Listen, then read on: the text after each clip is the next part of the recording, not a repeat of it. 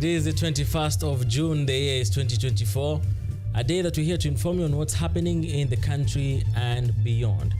Particularly in the country this week, we have seen a lot of things happen that pertain the protests that have been happening in various parts of the country that began here in the city of Nairobi and spread to the rest of the country.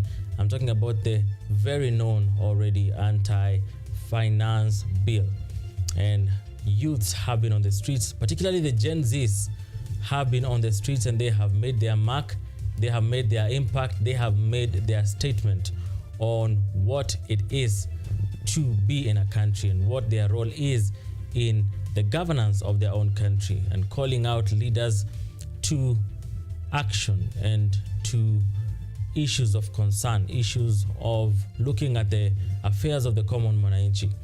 And our reporters have been up and about interacting with different stories and different people, particularly also in regards to that and the development of what has happened in the anti-finance bill protests, the aftermath, and we're here to inform you about that and much more. But first, let's get the highlights.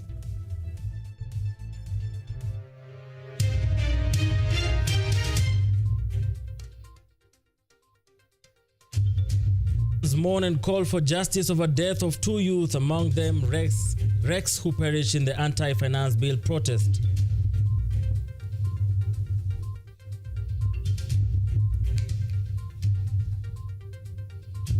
Independence Policing Oversight Authority IPOA launches probe following recent police brutality in anti-finance bill protests. It is tough for MPs who voted against their respective party lines during yesterday's finance poll. We take a look.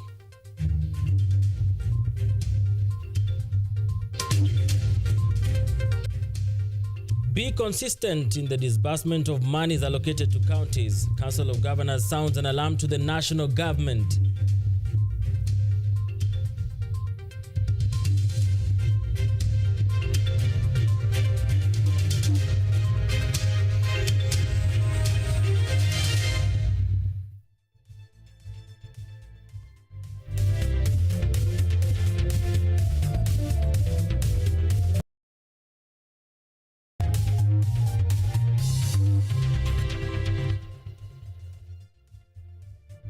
This is KUTV Primetime News with Mutegi K. Martin.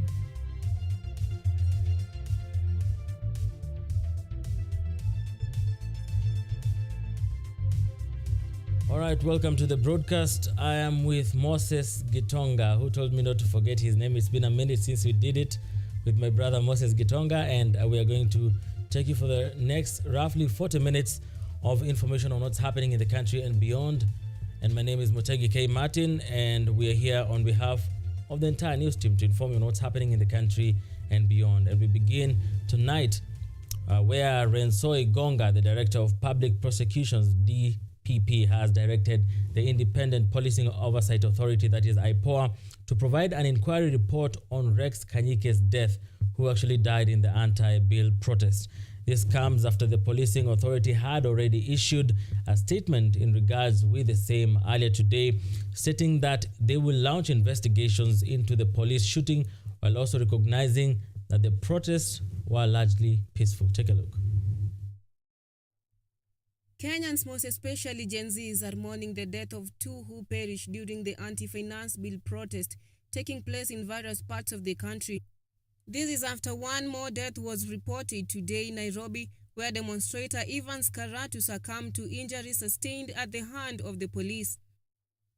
In a video and subsequent photos shared on social media, Evans Karatu is seen complaining of the harassment he received from the police that he says mainly targeted his genitals. Later on, falls down weak, seemingly overwhelmed by the pain. Evans eventually made it to the hospital where he succumbed to injuries later on. Our coalition is extremely disturbed by Rex's fatal shooting. We have far too many memories of these tragedies, and our thoughts and prayers are with his family, with his friends, and the community that has suffered such a terrible loss. We stand with Rex, his family, and his comrades.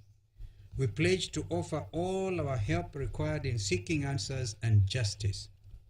We demand that these perpetrators of police brutality be arrested and charged with murder before a court of law. This comes after the news of Rax Masai's death during the protest yesterday took center stage for the better part of the day, with various politicians, Kenyans, and human rights groups coming forward to condemn police brutality during the protest. According to the family, their son was not among the said protesters yesterday. And I want to say, as SG of ODM, we are available for you, whatever help you want. Whatever help you want. This is your movement. We are not trying to hijack it. We will not even try to hijack it. But when frustrations such as this get to this level, I honestly am moved to actually join this thing ourselves. The Azimia Alliance, led by Kalonzo, has sent their condolences to Rax's family while condemning the police brutality witnessed yesterday.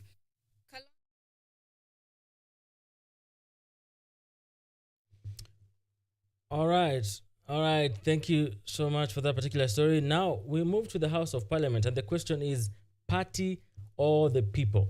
A tough predicament engulfs members of Parliament who voted against their respective party lines during yesterday's finance bill poll that even brings a darker fate loom for those who voted in support of the bill, as now hostility is awaiting them from Kenyans, especially in the social media spaces. Already the Azimio-affiliated parties have kickstarted recall procedures for MPs who voted for this particular or in favor of this particular bill, as the country anxiously awaits for the final vote that will be happening next week, Tuesday. Take a look. Choices verily have consequences, and members of parliament are set to have a taste of the consequences of their own choices in Thursday's finance bill poll, with pressure mounting from both their sponsor parties and the Grantling Kenyans. As members of that opinion say aye. As members of the counter opinion say nay. MPs who flaunted party lines during the vote have their goose cooked as parties threaten to recall rebellious members of parliament. Order, members. Before the second reading, Azimio La Umoja had whipped up its MPs to reject the bill in its totality. Come Thursday, when the matter was brought to a vote, a total of 13 MPs from ODM and 4 from Wiper Democratic Movement voted in support of the bill. As Secretary General of ODM, they had sent out letters to all their members. And we recognize some of the members of ODM, like member for, I think, Kibra, actually heeded that call and voted no. Langata, member for Langata, Ishmael Jalango. Those others, and we have 3 in Wiper, we're obviously going to start that process ourselves. On the issue of the 204, as His Excellency has said, the sanctions are clear as to the recourse that the parties would have against the defunct MPs who actually betrayed the cause. Part of those who absconded Azimio's parliamentary policy included a member of parliament, Farah Malim, who is also Wiper deputy party leader, Kisii woman representative Doris Aburi, and Taveta MP John Bwire. Azimio vows to initiate recall procedures for the dissidents. We have the case of member for Taveta, the county women rep for Kisii, and who is the third one? Dadab, who is actually the deputy leader of my party. I'm also saddened that some of our members decided to vote yes against their people's wishes. And as a coalition or as a party, we'll take disciplinary measures against those particular members. The recall call doesn't just come from political parties, as MPs also face similar pressure from growingly hostile Kenyans. As per the law, MP recall procedures can only be initiated 2 years after elections and 1 year before the general election. Muneneweru, KUTV. Now, dear viewer, the name Gen Z has been on the limelight and in our ears and in our spheres this week. And the Generation Z, last time I called them Generation Z and it wasn't taken kindly. So I'm gonna just stick to Gen Z. And Gen Zs have expressed disappointment by most of the members of parliament for voting in favor of this particular bill, taking it to the third reading. And a total of 204 MPs voted in favor of the bill against 115 who voted against this particular bill, with no abstentions, as mentioned by the Speaker of the House of Parliament. This has created a lot of reactions across the social media spaces where Gen Zs are actually found, where they're feeling betrayed by these 204 members of Parliament. Despite thousands of young Kenyans holding peaceful protests in different parts of Kenya from Tuesday with the slogan "Reject the Finance Bill," 204 members of parliament voted in favor of progressing the bill, which has led to negative reaction towards the citizens. The young generation, as known as Gen Z, demonstrated very well to show that they are against the bill, but you didn't listen to us. Some of you listened to us, like the kina Jalangu na wengine, lakini naomba kila member of parliament asikize sauti ya wananchi wake ili walipresent, so that come 2027 they will also listen. Sioni kitu hao wabunge walitusaidia nayo, walituangusha tu chini. Juu hao ndio tulikuwa tunawategemea na kuna kitu wametusaidia. Gen Z claimed that their main aim of protesting against the finance bill was the proposed 16% levy on bread, VAT on transportation of sugar, VAT on financial services and foreign exchange transactions, as well as the 2.5% motor vehicle tax, excise duty on vegetable oil, increase in mobile money transfer fees, eco levy on locally manufactured products, including sanitary towel and diapers. However, these protesters were not contented with the changes done on Tuesday concerning their demands and stood firm that they wanted the financial being rejected and not amended.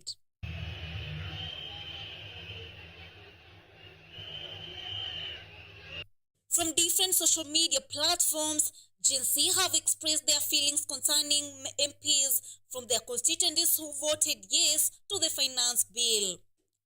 We are now looking to boycott business of the MPs who voted yes. All these poor Kenyans you saw demonstrating, it's because you have betrayed them. Instead of serving their interest, you have been hired by the executive to serve its interest.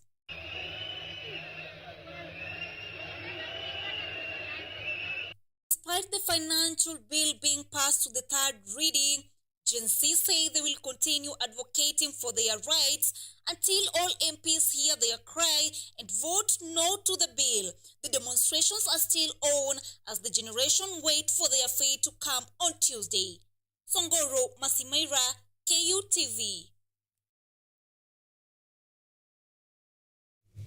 Thank you very much, Songoro Masimaira, for that particular story. Now, the word has been on the street, things have been happening, and in case perhaps you don't understand the ongoing budget making process, this story prepared by Salma Swale is just for you. She delves deep into the phases associated with this particular budget making process and what next after members of parliament pass the bill. Take a look. Before a bill becomes a law, there are 5 major steps that the bill should follow. The first stage is the first reading in the parliament, then the second reading where the bill will be voted for, then the third reading where the bill will be voted for the second time, then the president assent before the bill becomes a law or rejected. In the first phase, the bill is introduced to the parliament, then the bill is assigned to a designated committee. The committee will then have public participation to collect public views after reading and informing them what the bill is about. The committee will then give a report to the parliament on any amendments that the committee has considered from the public opinions. After this report, the bill will be sent to the second phase where it will be read for the second time.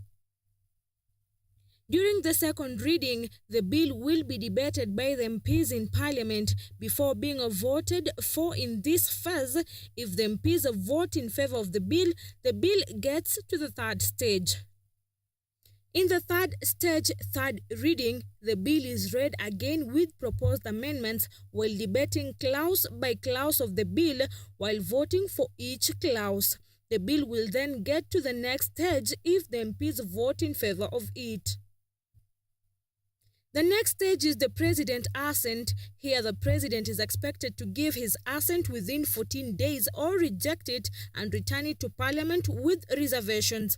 However, if at the second or third reading MPs vote against the finance bill, the bill is dropped and returned to the Senate for drafting in the next 6 months.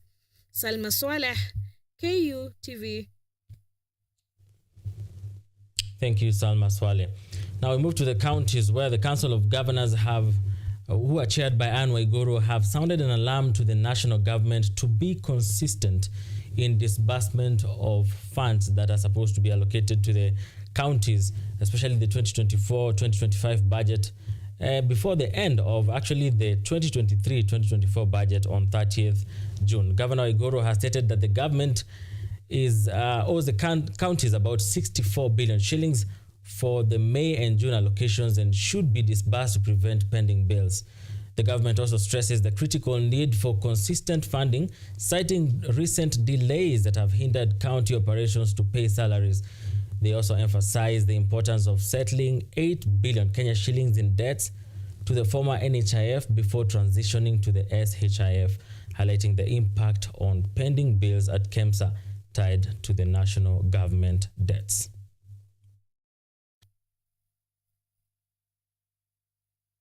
The Council calls for immediate release of equitable share of revenue owed to county governments for the months of May and June 2024, amounting to 63.6 billion. This is to ensure uninterrupted service delivery at the county level. The monies that we owe, that is over 2 months. For every county, 2 months disbursement is equivalent to maybe 2 or 3 months salaries. And given the fact that recently we were on the spot from the ministry as having not paid debt for KEMSA, it will not be possible to settle those debts for KEMSA unless we get our full disbursement, because we have to make a hard choice between paying debt for KEMSA and paying salaries for the workers who are working in those hospitals. All right, it is 19 minutes past the top of the hour. Time for us to take our first short break here on KUTV Primetime News. On this first round, we've talked about monies from the counties to the finance bill. We've talked about monies. Now, on the second half, we come and talk about politics. Let us see what has been happening around the president, his deputy, and other stories coming up shortly. Stay here.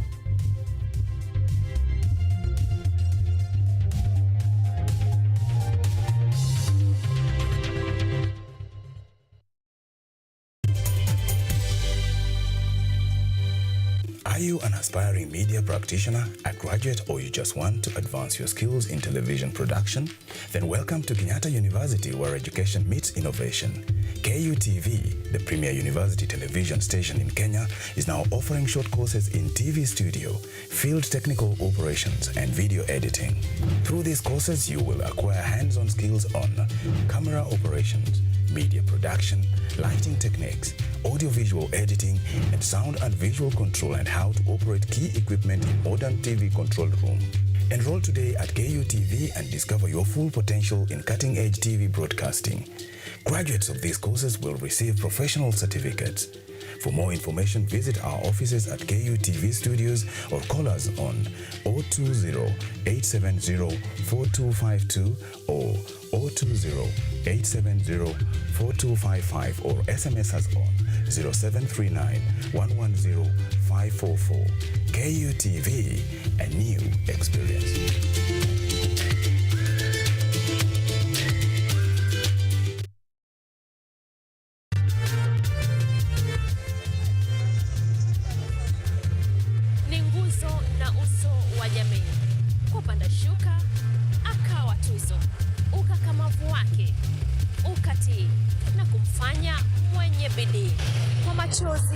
Na makeke akabaini jinsi ya kuweni.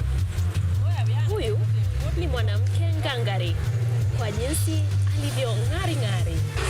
Mimi ni mwanamke mwake. Usikose kutazama kipindi cha mwanamke mwake nami Caroline Kimweli.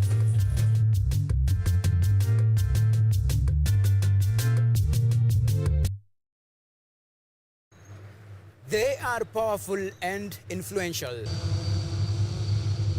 They make decisions in politics, education, finance, agriculture, health, sports, and all aspects of human life.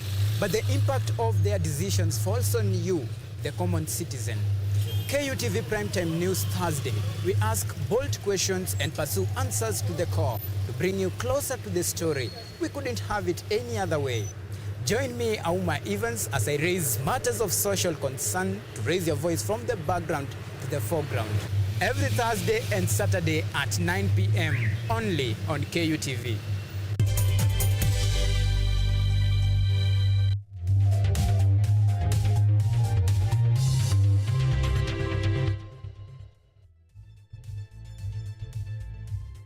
You are watching KUTV Primetime News with Mutegi K. Martin. That's right, and Moses Gitonga and I are back to inform you on what's happening in the country and beyond. I'm advised and informed that we dwell a bit on the finance bill protest and then we go back to what's happening in the political scene. This is also political, by the way. Just saying. Now, the Independent Policing Oversight Authority, IPOA, has launched a probe following the recent police brutality in the protest again, where Kenyans went against the Finance Bill 2024.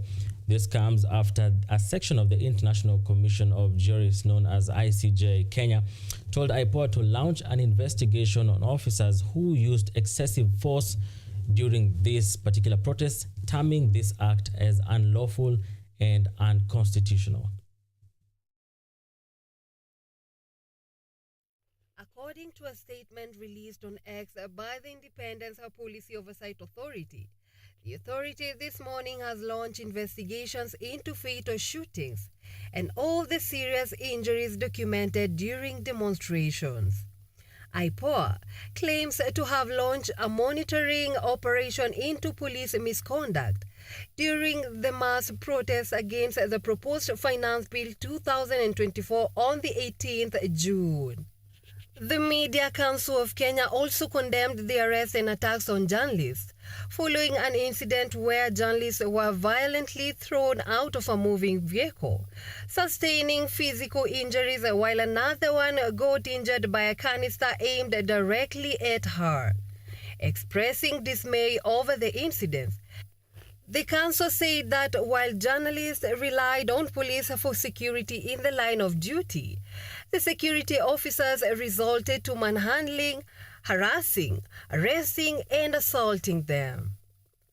Adding to the issue, a Nairobi resident has shown disappointment following delays by doctors, claiming that they are taking time to treat them following injuries sustained during the demonstrations. Mimi nimesunguka na one of the person mwenye alipigwa bulletproof mguu yake ikavunjika. Nimeenda mpaka Kalimoni Hospital Juja, nikapigiwa simu na watu the hotline number ambayo iko katika Twitter. Wakaniambia nikuje Kenyatta. Up to now nimekuwa hapo as the Red Cross records 39 injured persons, with 8 in critical condition and 31 with minor injuries. They have also provided first aid and have assured Kenyans that they will remain active, working closely with the strong support of well-wishers. Ndongo Pauline, KUTV. Thank you, Ndongo Pauline, for that. Now, President William Ruto has called on U.S. Congressman Van Buchanan and Congress to extend the African Growth and Opportunity Act, that is AGOA, stressing its mutual benefits. He noted the ongoing talks for strategic trade and investment partnership with the U.S. in strengthening bilateral relationships, and AGOA is set to expire next February and has provided vital market access for African goods for 25 years. President Ruto emphasized Africa's commitment to expand trade with the US, highlighting AGOA's significant role in promoting economic growth throughout the continent.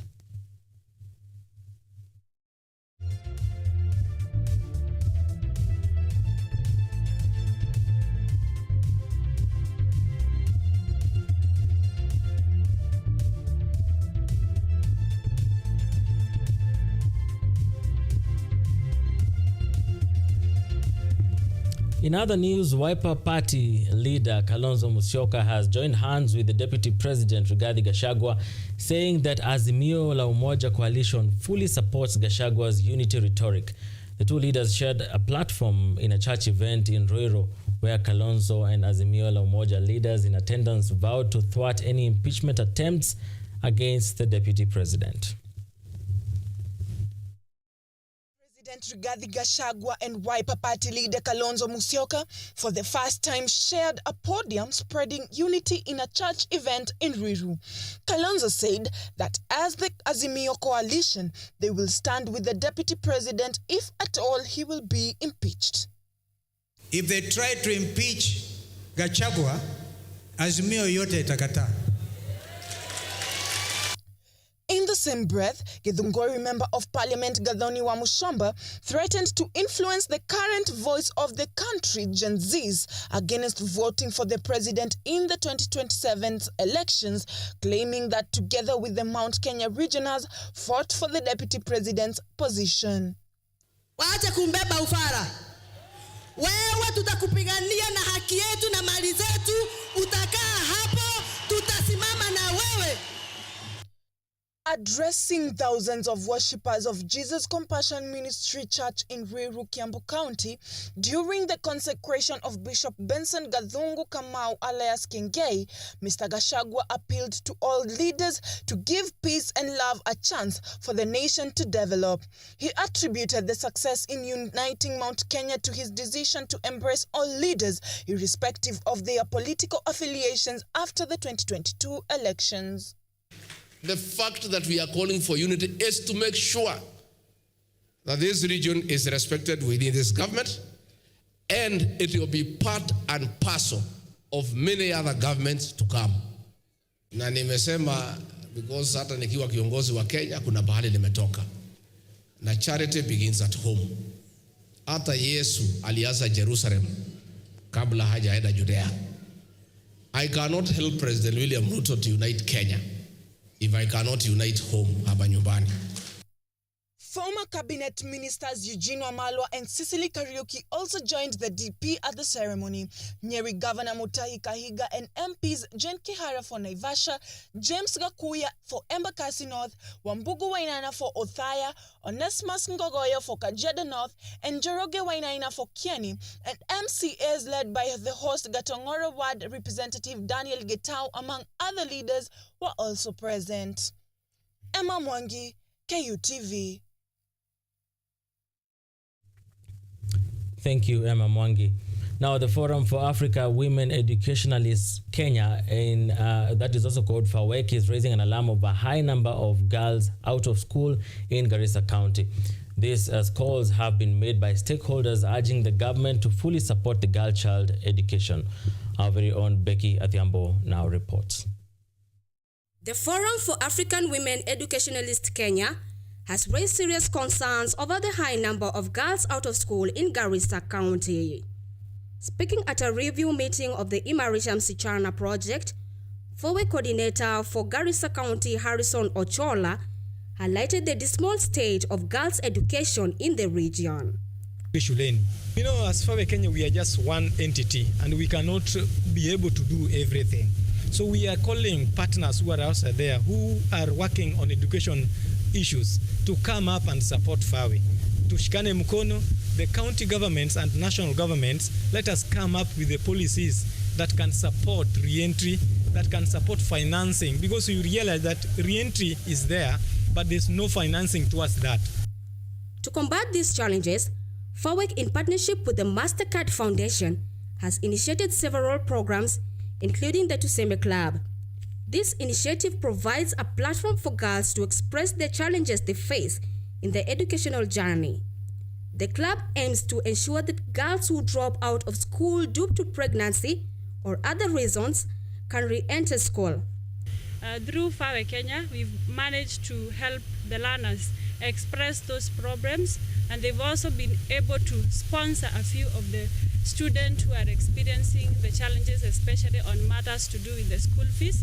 In terms of performance has greatly improved. One of the students from a school in Garissa, Halima Ahmed, claimed that most of the students cannot afford bursaries in order to continue with their learning, since it's quite expensive for them. Kama mfano shule yetu, it is an extra county school, and annually they pay 40 plus, and mwanafunzi anaweza kuambia mimi babangu anafuga ngombe, anatoa pesa 40. Another student, Najma Hajir, pleaded with the Tuseme club to expose learners for scholarships in order for them to continue with learning up to a higher level.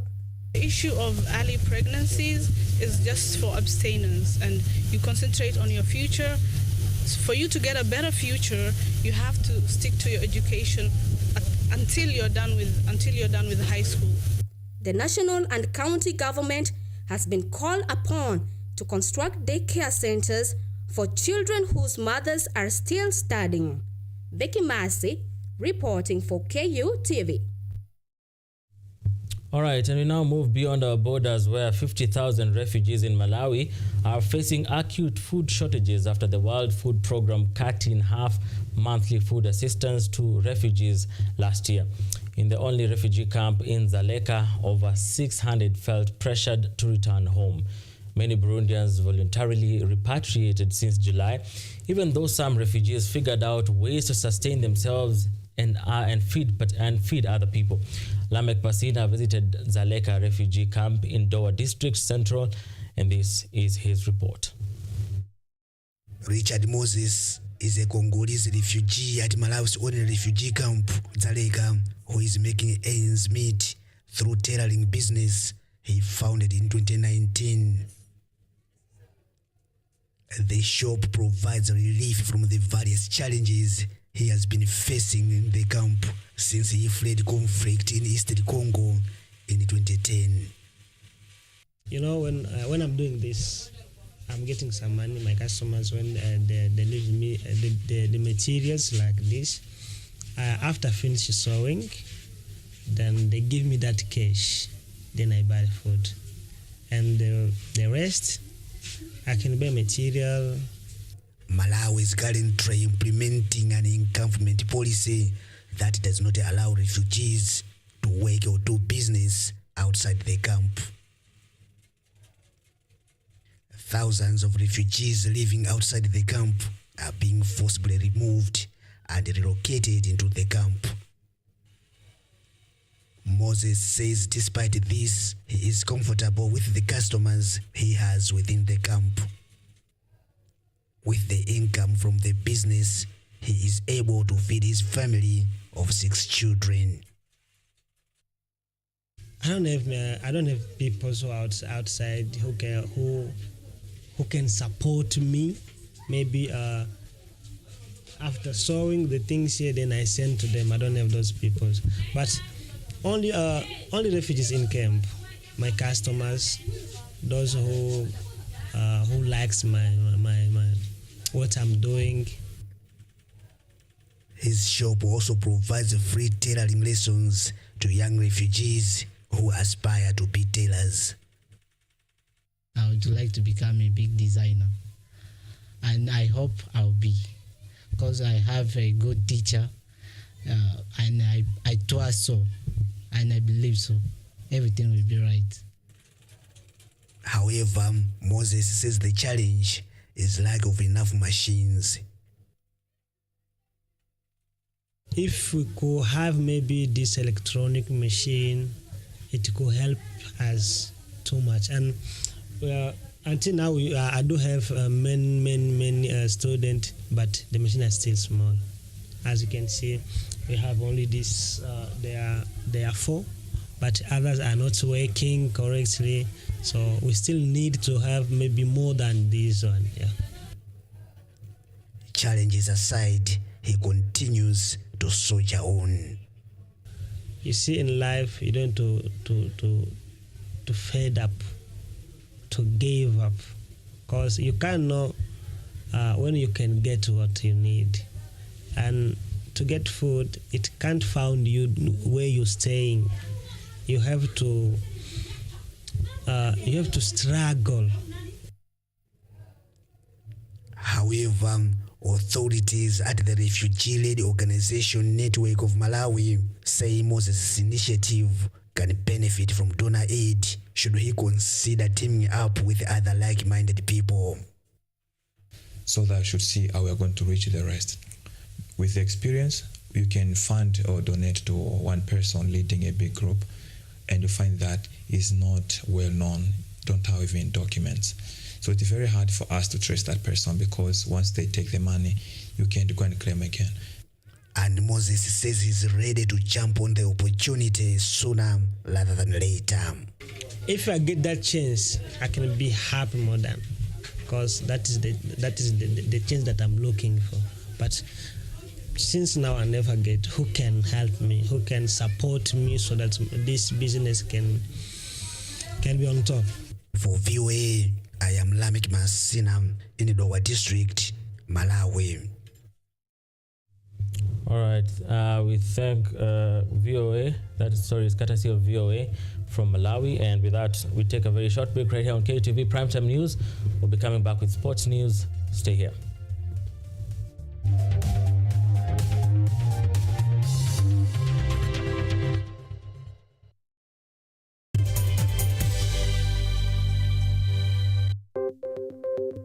Maelfu na maelfu ya wahamiaji wakiwa na watoto kutoka nchi za Amerika ya Kati wanaendelea kuwasili kwenye mpaka kati ya Marekani na Mexico. The folks are going. Thank you very, very much. I appreciate it. Thank you. Ni habari kutoka pembe zote duniani. Pepo pasi vuguvugu. Pepo pa ni idea. Tazidi ananyonya, hanyonyi vizuri, anakuwa hayuko comfortable. Jeshi la Jamhuri ya Kidemokrasia ya Kongo linapambana na waasi wa ADF. Wito kwa mashirika, makampuni na vile vituo vya uchukuzi. Mambo mengi yatakwenda kama yalivyopangwa. Hapa ni kuna mmoja wa viongozi wa chama cha wavuvi katika eneo hili. Zaidi tunajaribu kuwapa chanjo ili ina boost ama inanyanyua kinga ya mwili, ndio inaenda kupelekea kupambana na virusi. Ni dunia ni leo, Jumatatu mpaka Ijumaa, moja kwa moja kutoka VOA Swahili, Washington DC.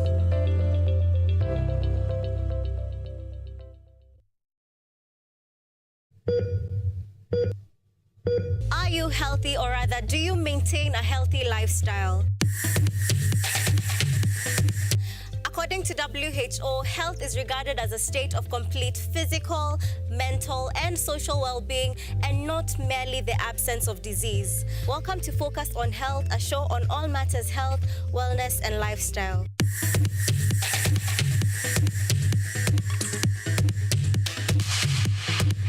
On this show, we cover a wide variety of topics inclusive of, but not limited to, dental, optical, mental, reproductive health, and so much more. Join me, Joy Bofenda, every Thursday at 7:30 p.m. on KUTV for compelling insights and discussions on all matters health. See you then. Focus on Health, your weekly dose of health and wealth information on KUTV.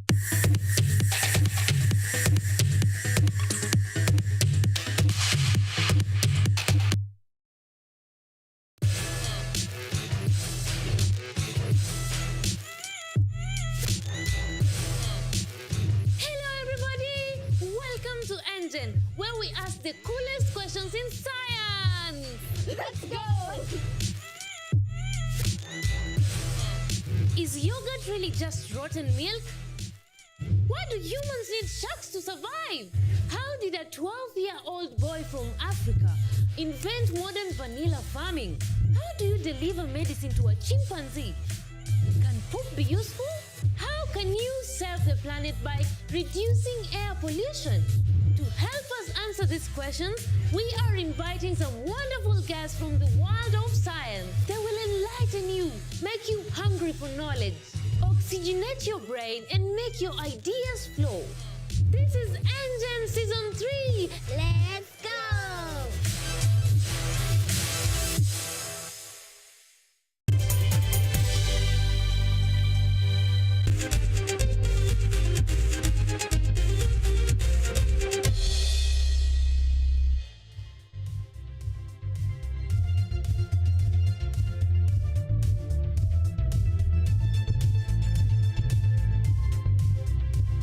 Welcome back. You're now watching and listening to Sports News, and it's all systems set ahead of the 2023-2024 Football Kenya Federation Premier League champions Gor Mahia, ahead of their coronation set for the 23rd of June 2024 in Machakos. Kogalo will take on Bidco United this Sunday. On Sunday this weekend to set the stage for the coronation. Sunday's coronation takes Gor Mahia's cabinet trophy to a record of 21 titles.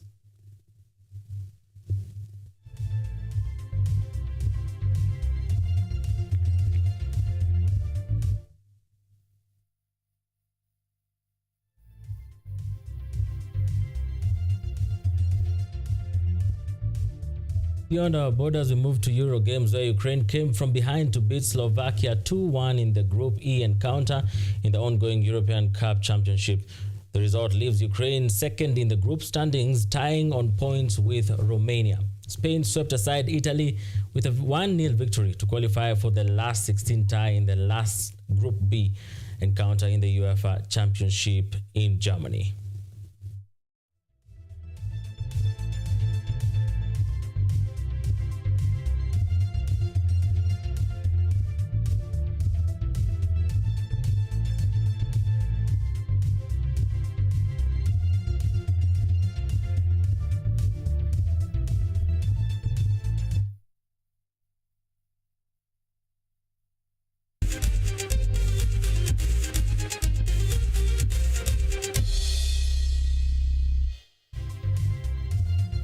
Come to the close of the conversation, and a few seconds ago my director Boniface Odhiambo asked me Mose and a support team gani. In case you don't know who Mose is, he's a guy who I'm sharing the screen with tonight doing the sign language interpretation, and he answered France. I don't know why Bonnie did not ask me which team I support, and that says a lot about his knowledge about my support for the beautiful game. Yeah, but I support the game generally. We've come to the close of the conversation tonight, and before I leave you, the Gen Zs. Last time I called them Generation Z and I got into trouble. And of course, my good graphics guy, Small Kev, tells me to apologize on air. I really apologize for calling you Generation Z. It's Gen Z. Yeah, you're a fancy people and you deserve a fancy name. And this particular group of people in the country have made their mark. Whether we like it or not, they have made a statement, and Kenya will never be the same again. Thank you for staying tuned to KUTV Primetime News, where we inform you and where we'll continue to inform you on what will happen even in regards to the finance bill, even as it moves to the third reading. And of course, we shall be here to inform you on what will happen and what keeps happening in our country and beyond our borders. And led by Laban Shaban, who is the head of news here, we want to take this time to give thanks to you for staying tuned for around 45 minutes of information on what has been happening in the country and beyond.